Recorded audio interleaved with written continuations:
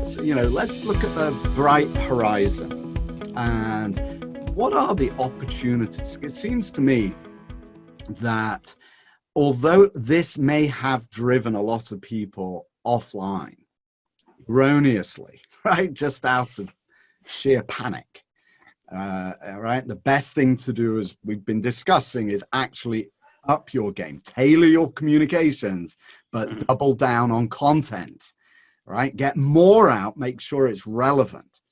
Where do you think your business, the business of social media, is, or how do you think it's going to emerge after people have been hibernating for a few weeks, possibly months, and eventually come out of hibernation? Do you think the world's going to look different on social media? That's a good question. It's a tough one. I think that social media is being used today more than it ever was before. I think this pandemic has used social media to its strength. It's kind of highlighted the strength of social media in a way that has brought people together. And people are sharing their stories on social media. I mean, a lot of people are sharing the ups and downs, being transparent, being human again, which is where social media's the kind of roots came from.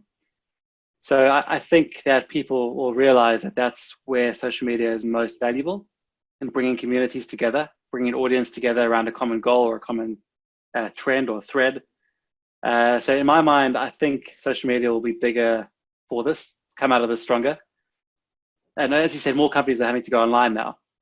So will we ever be able to go back to how life was before? Probably not. I think people will embrace remote working more than ever. People are going to work from home more after this. We might see fewer restaurants on the high streets, more takeaways. People having to drive traffic to the websites to kind of get the attention and build the awareness. And I think social media is the best distribution channel for that. So I think the value of social media will really be realized as part of this pandemic. But I think, as I said before, you need to be different. And that's where the key really is don't just push people to your website. As I said to you now, you have to try build an audience that trusts you. And then when you throw one out there that has a link, they'll go visit it because they do trust you already. So storytelling, as I've always said, is still super key. Sharing your learnings right now is the best thing you can do. So whatever you're going through right now, whatever you're struggling with, as I said, the hero's journey is the key right now. So look, well, kind of try to find challenges in everyday life. Everything is new for everyone. And try to share how you've overcome those challenges, and then build the audience that way. So I think storytelling, as I've always said, always push you above the rest.